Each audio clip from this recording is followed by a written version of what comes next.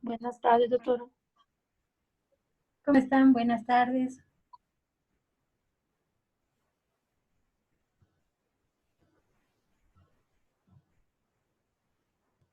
No sé si es tarde o noche. Sai, amora. Sai aqui.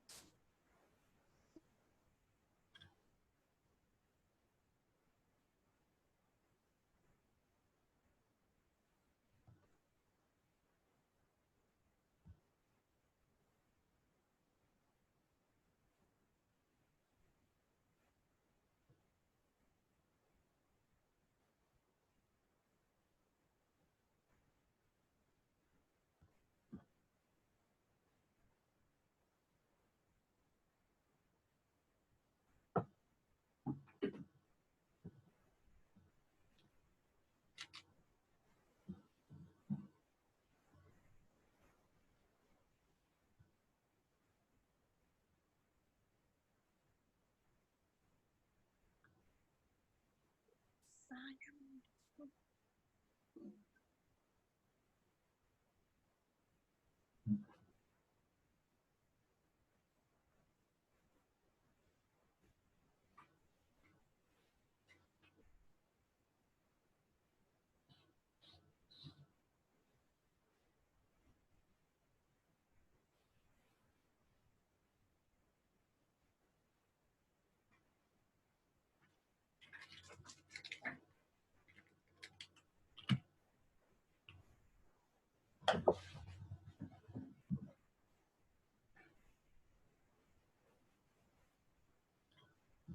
Bien, vamos a iniciar la clase del día de hoy, que es toxoplasmosis. Algo muy importante, este tema es largo, entonces vamos a avanzar hasta donde nos dé el tiempo de la utilización de este Zoom. Y posteriormente voy a mandarles otra invitación. No les he mandado las dos juntas porque ha creado confusión la anterior clase. Entonces, terminamos de avanzar, se termina el tiempo y luego inmediatamente les voy a mandar la otra invitación para la siguiente clase que va a ser a continuación, obviamente, ¿no? Para la continuación. Este es un tema muy lindo, realmente a mí me gusta bastante, que es la toxoplasmosis, ¿no? Esta es una parasitosis muy frecuente. Muchas personas presentan y no tienen sintomatología, ¿no? Entonces la vamos a ir viendo. Voy a hacer esto para que sea mejor, más grande. Entonces, la toxoplasmosis es producida por un protozoo que también es intracelular obligado, es decir, que va a necesitar estar dentro de una célula para su multiplicación, que es el Toxoplasma gondii. Este Toxoplasma gondii pertenece al filium apicomplexa y a la subclase Coccidia. La toxoplasmosis es considerada una zoonosis y es una de las más frecuentes que se presentan en el mundo, más o menos de un 80 o un 90% en algunos países, ¿no? Se va a depender, en unos va a haber mayor porcentaje que en otros.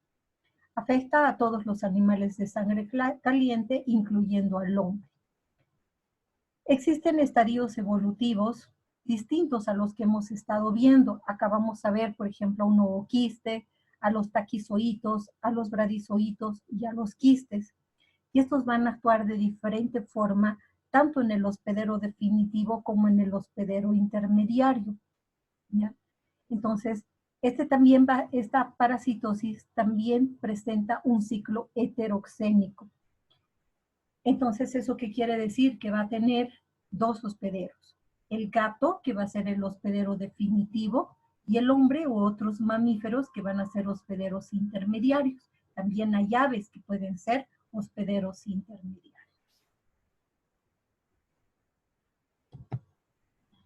Entonces, en cuanto a la biología, podemos decir que deriva de un cóccidio intestinal monoxénico del gato que durante su evolución produjo formas tisulares. ¿Esto qué quiere decir?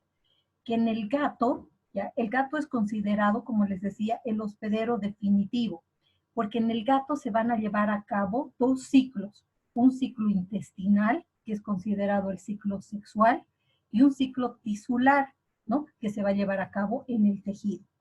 Estos dos ciclos solamente se presentan ambos en los gatos y en otros felinos. En cambio, los mamíferos y las aves solamente van a realizar el ciclo tisular y la reproducción en el ciclo tisular es asexual, por lo tanto, son considerados hospederos intermediarios. Entonces, ¿eso qué quiere decir? Que en el gato y en los felinos se va a realizar la multiplicación, tanto asexual como sexual, ¿ya? La asexual va a ser en el tejido y la sexual va a ser en el intestino. Entonces, como la reproducción sexual se lleva a cabo en el gato, consideramos al gato hospedero definitivo y al hombre solamente y a los otros mamíferos un hospedero intermediario.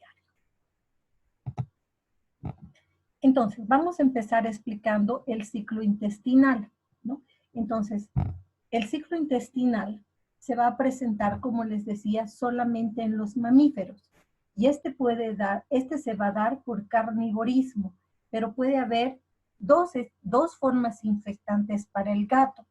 Vamos a empezar explicando lo que sucede cuando el gato consume un ave o un ratón que esté enfermo y que tiene los quistes en su tejido, porque acuérdense que solamente el gato hace ciclo intestinal. Entonces, en los otros animales, donde van a estar los parásitos va a ser en el tejido.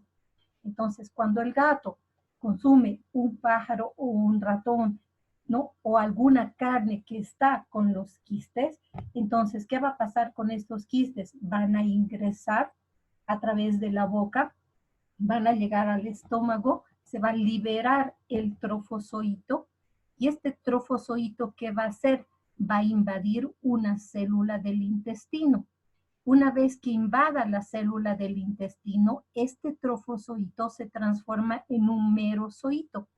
Y ese merozoito, que es un núcleo rodeado de citoplasma, ¿qué hace dentro de esa célula? Se empieza a multiplicar.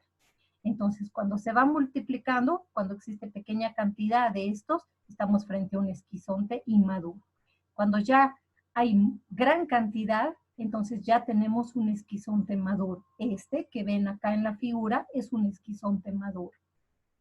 Cuando este esquizonte maduro se rompe, lo que va a liberar van a ser los merozoitos, ¿ya?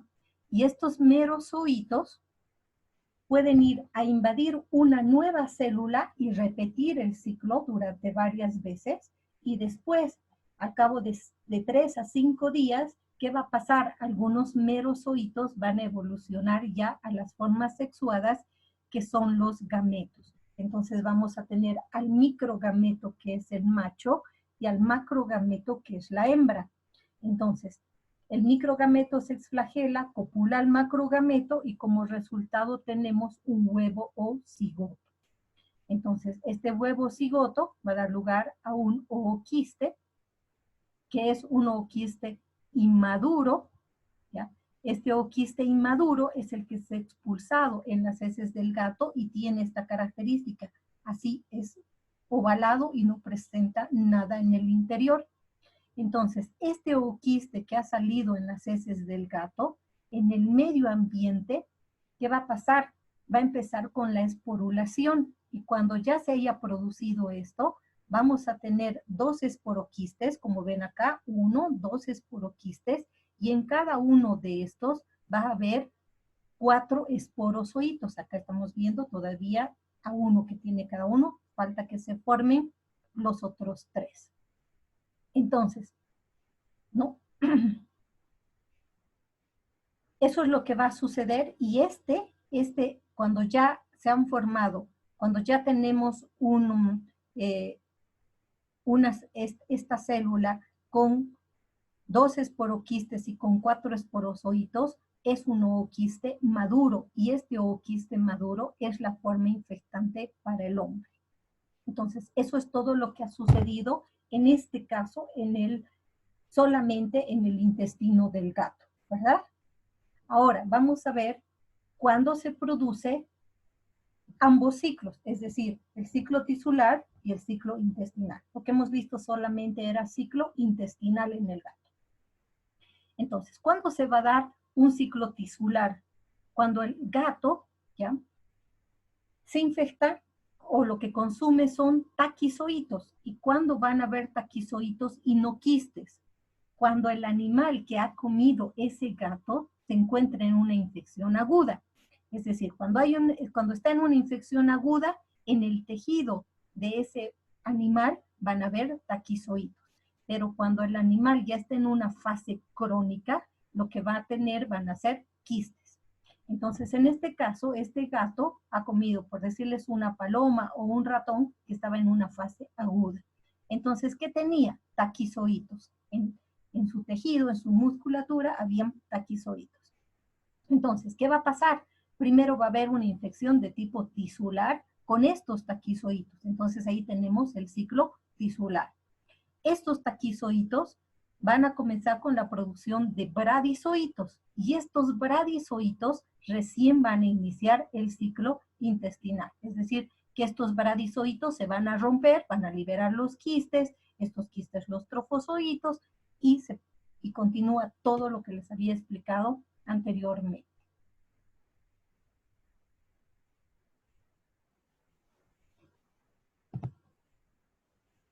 Este es el ciclo, pero tengo algo acá que está mejor. Acá vamos a volver a ver lo que les decía, este ciclo de vida. Entonces, hablábamos de la importancia del gato. ¿Por qué el gato? Y obviamente también otros felinos, porque dijimos que este era el hospedero definitivo. Entonces, el mecanismo por el cual el gato adquiere la enfermedad, dijimos que es carnívorismo, que puede ser por la ingesta de quistes o por la ingesta de taquizoitos. En este caso es por quistes. Entonces, ¿qué sucedían con los quistes? Ingresaban, daban lugar a los trofozoitos y esos trofozoitos, ¿qué hacían? Invadían una célula, obviamente una célula del intestino. Ahí se transformaban en merozoitos. Esos merozoitos empezaban a multiplicarse dentro de esa célula para dar, ¿qué? Un esquizonte inmaduro. Luego este esquizonte ya maduraba, tenía muchos merozoitos en el interior y una vez que ese esquizonte estaba repleto, ¿qué sucedía? Se rompía. Y cuando se rompía, liberaba ¿a quién? A los merozoitos, ¿no? Entonces, estos merozoitos podían iniciar nuevamente el ciclo, invadiendo una célula y multiplicándose, o al cabo de un determinado tiempo, unos 5 días más o menos, ¿qué pasaba con estos merozoitos? Se diferenciaban en gametocitos para continuar el ciclo. Y estos gametocitos ya vimos que podían ser hembras y machos. Entonces, las hembras, macrogametocitos, los machos, microgametocitos. Y con eso se continuaba el ciclo ya sexual, porque acá hemos visto el ciclo asexual, ¿no? Aquí tenemos el ciclo sexual, donde hay hembras y machos, el macho copula a la hembra y la hembra pone un huevo que es un cigoto. Ese cigoto da lugar a un oquiste inmaduro y dijimos que ese oquiste inmaduro, ¿qué es lo que hace? Salen las heces, ¿verdad? Y en el medio ambiente, ese oquiste madura, se esporula, ¿ya? Y ese ooquiste les dije que era la forma infectante. ¿Cuándo sabemos que ese ooquiste está maduro? Cuando tiene 2 esporoquistes con 4 esporozoitos. Aquí hay un error. Esporozoitos, no me falta la. Bien. Ahora, el otro es cuando el gato lo que consume son taquizoitos. ¿Dónde están los taquizoitos? Les dije, en animales en fase aguda. Entonces, ingiere los taquizoitos, estos dan lugar a los bradizoitos y esto que está acá con rojo vendría siendo el ciclo tisular, ¿no? Que se está produciendo ¿dónde? En el gato. También con una, ¿no? Acá, ciclo tisular. Luego, estos bradizoitos van a iniciar ¿el qué? El ciclo intestinal, que ya lo hemos mencionado hace un momento, y va a terminar ese ciclo con la formación de los ooquistes maduros, que son la forma infectante. ¿Han comprendido hasta acá? ¿O tienen alguna duda? Doutora, há alguma, alguma diferença morfológica do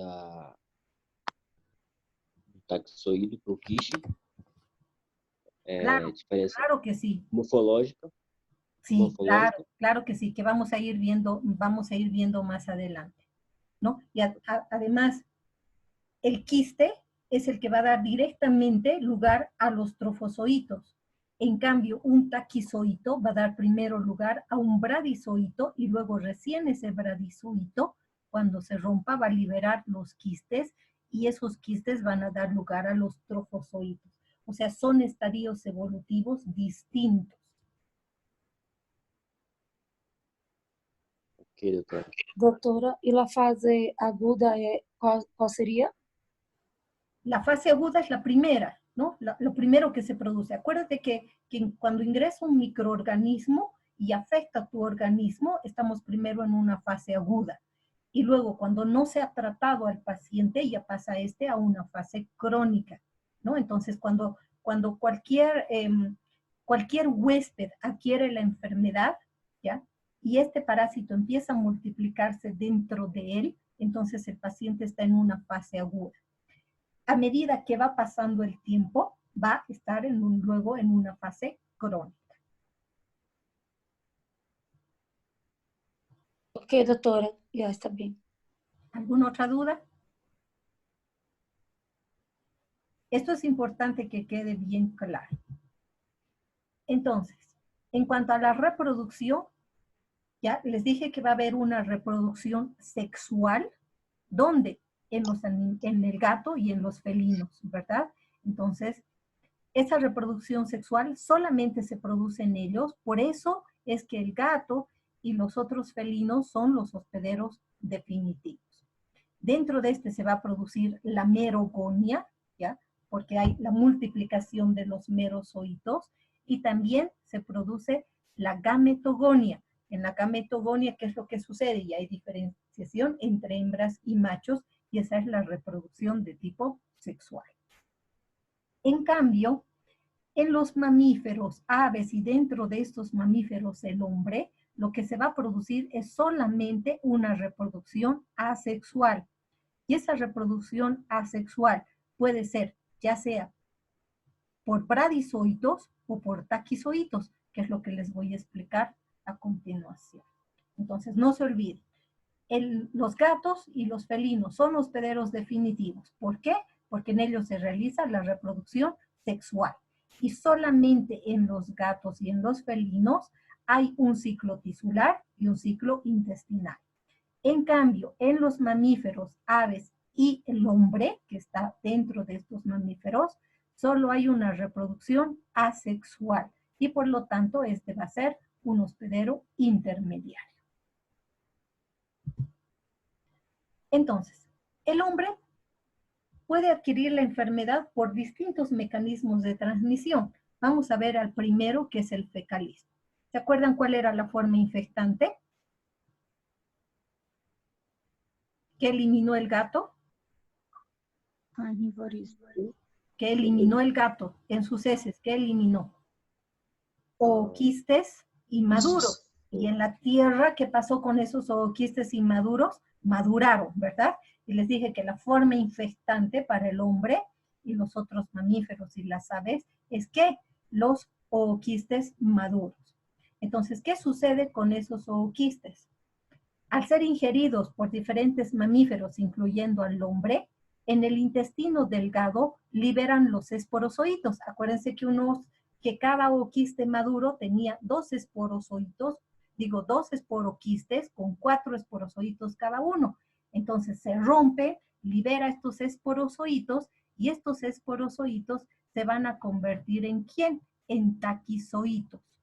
Y estos taquizoitos son los que invaden la célula de la mucosa intestinal y luego se diseminan a través de la sangre o de la linfa a varios órganos del cuerpo, ¿no? Entonces pueden localizarse en cerebro, en ojos, en corazón, en músculo esquelético, en la placenta y pues también pasar al feto, ¿no? Entonces podemos encontrar en varios de estos lugares y en cada lugar va a producir un daño diferente de acuerdo a la localización de este parásito que a través de la sangre va y se localiza en uno de estos lugares. Luego tenemos que el hombre también puede adquirir la enfermedad por carnivorismo. Entonces aquí tenemos que otro mecanismo de transmisión va a ser el carnivorismo. Entonces, ¿por qué? ¿Qué es lo que sucede? Dijimos que los quistes tisulares son infectivos para los hospederos definitivos, ¿no? E intermediarios. Al ingerir, ¿qué? Carnes provenientes de otro mamífero infectado, ¿no? Acuérdense que el gato se infectó cuando comió un ratón o una paloma, ¿no? ¿Cómo nos podemos nosotros también adquirir la enfermedad? Cuando comemos carne de cerdo o cordero que no esté bien cocida. Entonces, en esa carne de cerdo o de cordero, ¿qué es lo que vamos a tener? Los quistes. Entonces, estos quistes, cuando ingresen a nuestro organismo, no se van a transformar en trofozoitos como sucedía en el gato, sino ¿qué va a pasar? Van a dar lugar ¿a quién? A bradizoitos. Acuérdense que los bradizoitos y los taquizoitos eran los que se encontraban ¿dónde? En el ciclo tisular del gato. Y les dije que solamente el ciclo tisular, ¿ya? Que el ciclo tisular e intestinal se daba solo en el gato, pero el ciclo tisular se podía dar también en los mamíferos y en las aves. Entonces, ¿qué es lo que sucede acá cuando el mecanismo de transmisión es carnívoris? El hombre consume carne donde están los quistes y estos quistes, ¿ya? Lo que hacen es liberar a los bradizoitos y estos bradizoitos se transforman en taquizoitos y ahí empieza la infección aguda. Luego, sabemos que acá, ¿qué va a pasar? Estos taquizoitos se van a diseminar a través de la sangre, de la linfa, a otros órganos y va a empezar a producir daño. Entonces, luego ya va a estar nuestro paciente ¿en qué? En una fase crónica, ¿no? A medida que va pasando el tiempo. Ahora, tenemos que el hombre también puede adquirir la enfermedad por otros mecanismos. Y el que me parece a mí más importante es el transplacentario por el daño que va a producir en el feto y luego obviamente el recién nacido va a presentar una serie de daños, ¿no? Una serie de patologías y que muchas veces son pues irreversibles. También tenemos la transfusión de sangre o derivados de sangre infectados, ya que los microorganismos están presentes en las células mononucleares. Entonces, otros mecanismos de transmisión también va a ser la transplacentaria, la transfusión de sangre y en algunos casos también el trasplante de órganos, ¿no? Como por ejemplo del corazón. Acá tenemos en el ciclo tisular, estos son los zoitos, así se denominan. Así podemos observar cuando obtenemos una muestra de tejido, ¿no? Y esto es ampliando la imagen, pero en el laboratorio lo que nosotros observamos son de esta forma y estos se denominan zoitos, se los conoce así. Entonces, la multiplicación intracelular puede ser acelerada o puede ser lenta, dentro ya hablando lo que va a suceder en el hombre, ¿no? Entonces puede haber una multiplicación muy acelerada y en ese caso, ¿quién está interviniendo en esa multiplicación? Son los taquizoides. Va a concluir con la formación de pseudoquistes. ¿Y qué son los pseudoquistes? No es otra cosa que células repletas de parásitos. El proceso culmina con la destrucción de esas células que están repletas de los parásitos, dejando a los zoitos libres, que son los que les acabo de mostrar, que por vía hemática o linfática se van a diseminar por todo el organismo, ¿no? Entonces se pueden ir a localizar en cerebro, en corazón, como ya habíamos visto, o atravesar la placenta y producir daño al feto. O puede darse una multiplicación lenta. Esta multiplicación lenta va a ser por bradizoitos. Entonces, cuando esto sucede, termina con la formación de quistes, ¿ya? Que presentan una membrana envolvente que va a contener en su interior los quistozoitos, que no son otra cosa que los zoitos, ¿no? Pero que están dentro de una membrana que los está envolviendo. Este es el ciclo que más me gusta porque se puede explicar todos los mecanismos de transmisión. Aquí tenemos al hospedero definitivo, que es el gato, y aquí tenemos a los hospederos intermediarios, incluyendo el hombre, ¿no? Entonces, dijimos que el gato puede adquirir la enfermedad cuando consume animales, ¿no?, que tienen en su organismo ya sea quistes o taquizoides. Va a depender si estos animales están en una fase crónica o en una fase aguda. Dentro de este gato se va a producir el ciclo intestinal, o en algunos casos cuando ha comido un animal en fase aguda, primero el ciclo tisular y luego el ciclo intestinal. Entonces, después que se ha producido el ciclo intestinal, este gato va a eliminar en sus fecas los zooquistes inmaduros. Y esos zooquistes en el medio ambiente van a madurar, ¿no? Y cuando maduren, pues ya son la forma infectante y se denominan ooquistes maduros. Estos ooquistes maduros pueden llegar a estos animales y también pueden llegar al hombre. Cuando son los zooquistes que están en la tierra que han sido eliminados por el gato, entonces el mecanismo de transmisión, ya sea para el hombre o para estos animales, es fecalismo. ¿Qué quiere decir eso? Que uno ha consumido un alimento contaminado ¿con qué? Con las fecas del gato, donde estaban los zooquistes. Entonces pueden ser alimentos, verduras, agua que esté contaminada y va a ingresar ya sea dentro de estos animales o va a ser dentro del hombre, ¿no? Ahora, puede ser que los que hayan consumido sean acá, estos animales. Entonces, un cerdo comió, entonces en él ahora se encuentran los quistes y cuando el hombre consume la carne de cerdo, cruda o mal cocida, también puede adquirir la enfermedad, ¿verdad? Entonces, además, ¿qué otro mecanismo de transmisión hay? El transplacentario, cuando una mujer embarazada adquiere la enfermedad y transmite al bebé. Pero algo muy importante que tenemos que tomar en cuenta, ¿ya?, es que la transmisión al feto solamente se realiza en una primoinfección. ¿Eso qué quiere decir? Que cuando esta mujer, ya estando embarazada, adquiere la enfermedad por primera vez, entonces transmite al bebé. Pero si ella ya tenía la enfermedad antes, ¿ya?, no va a transmitir al bebé. Por eso se transmite solo en una primoinfección. Cuando la mujer, estando embarazada, adquiere la enfermedad, entonces transmite al bebé. Y el daño al bebé va a depender de la fase del periodo o en la fase de embarazo que se encuentre, ya sea primer trimestre, segundo o tercero. Y los otros mecanismos de transmisión, pues está el transfusional y también el trasplante de órganos, que les dije que podía ser principalmente por parte de corazón. ¿Alguna duda hasta acá?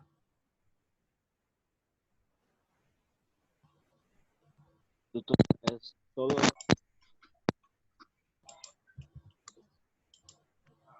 Entonces, vamos a ver cuál es la patogenia, cómo produce daño. Entonces, los mecanismos patogénicos desarrollados por el Toxoplasma gondii son, primero tenemos la multiplicación intracelular. Eso ya hemos visto, ¿verdad? Vimos que es un parásito intracelular obligado. Entonces, ¿qué es lo que sucede? Se multiplica dentro de las células, ¿no? Mononucleares principalmente, ¿no? Y causa necrosis. Luego, produce un daño inflamatorio. ¿Cuándo se va a producir este daño inflamatorio? Cuando la célula se rompe, ¿no?, en los tejidos y libera un gran número de bradizoitos, ¿no? Entonces va a haber una reacción de hipersensibilidad que va a causar la inflamación, la oclusión de los vasos sanguíneos y la muerte celular cerca del quiste dañado. Luego tenemos la invasividad. Los parásitos se diseminan, dijimos, por vía hemática, entonces que pueden localizarse o también por vía linfática, y se van a localizar en diferentes órganos, porque van a ser transportados ya sea por macrófagos, linfocitos o granulocitos. Ahora, ¿qué también sucede? El mimetismo molecular. Entonces, el parásito puede ser captado por el macrófago, pero tiene la capacidad de producir un enmascaramiento antigénico, y cuando esto sucede, no es reconocido por el sistema inmunitario, entonces empieza a multiplicarse y se establece, ¿no?, como bradizoito. Y también porque puede liberar la proteína SAC1 que modula la respuesta inmunitaria. Ahora, ¿cómo nuestro organismo se defiende? Porque sabemos que cuando ingresa un organismo, un microorganismo extraño, nuestro organismo se defiende, ¿verdad? Entonces, ¿cómo se va a defender? Ahí van a actuar en la respuesta las células inflamatorias, los linfocitos y los macrófagos. Pero los que tienen mayor importancia en la respuesta inmune es el interferón gamma, el factor de necrosis tumoral y la interleuquina. Pero de estos tres, el que va a cumplir el rol más importante es el interferón gamma. ¿Ya? ¿Qué hace este interferón gamma? Activa al macrófago, y cuando este interferón ha activado a este macrófago, ¿qué sucede? El parásito no puede multiplicarse dentro del macrófago. ¿Se acuerdan? Esto ya les había mencionado en Chagas, y sucede esto en Chagas, sucede en Leishmania, ¿ya? En estas parasitosis que el parásito es intracelular obligado y que se multiplica dentro del macrófago. Entonces, ¿qué va a hacer nuestro organismo? ¿Cómo se va a defender? Produciendo el interferón gamma. Y este interferón lo que hace es activar al macrófago. ¿Para qué? Para que inhiba, para que no deje que el parásito dentro de él se multiplique. Y esa es la principal respuesta inmunitaria y la más importante que se produce en nuestro organismo.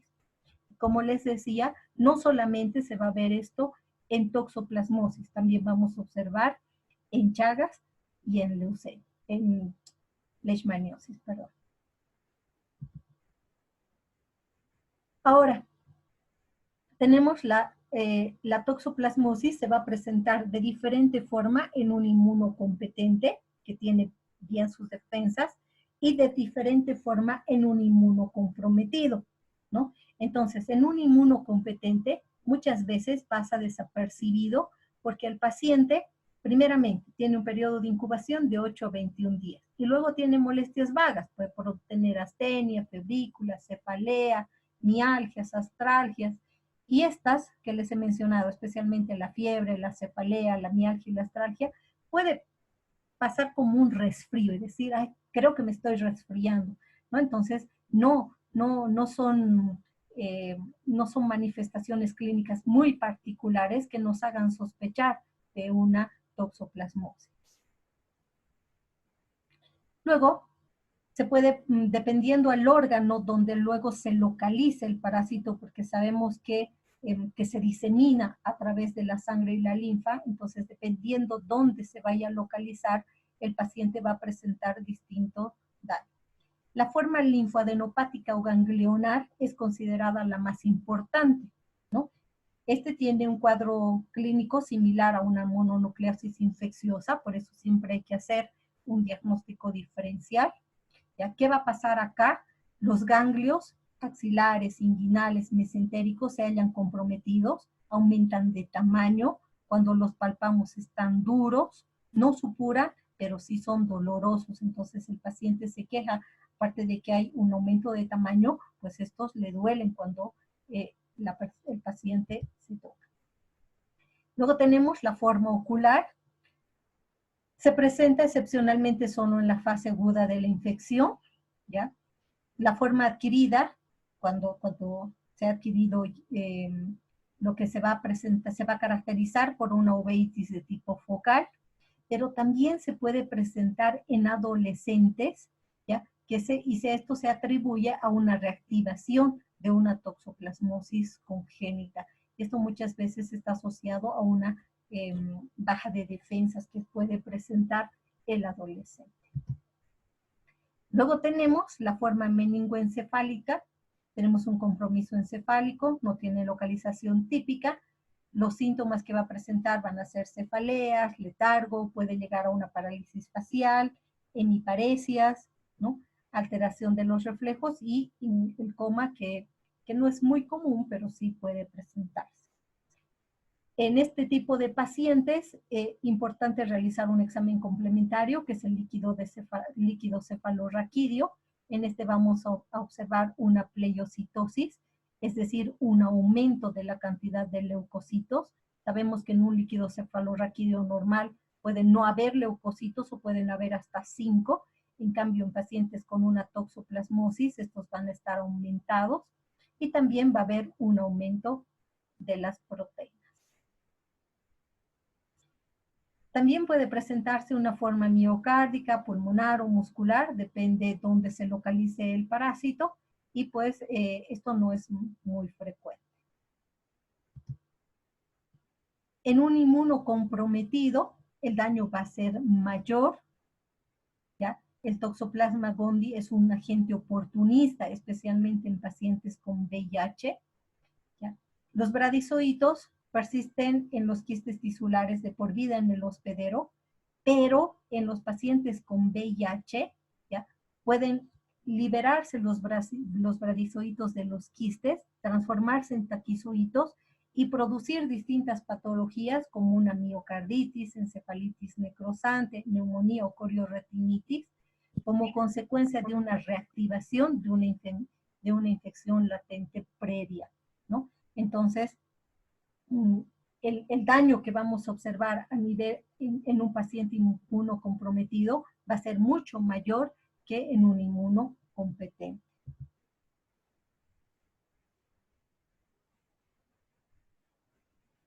Nos quedan solo 2 minutos. La transmisión congénita lo vamos a hacer a continuación. Voy a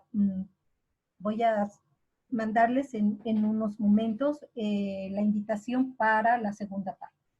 ¿Está bien? No sé si tienen alguna pregunta. Tenemos 2 minutitos para alguna pregunta hasta acá.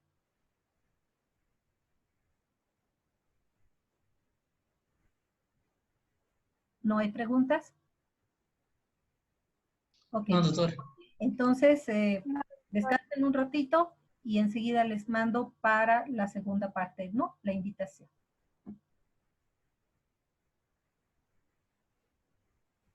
Ok, se una pausa entrar.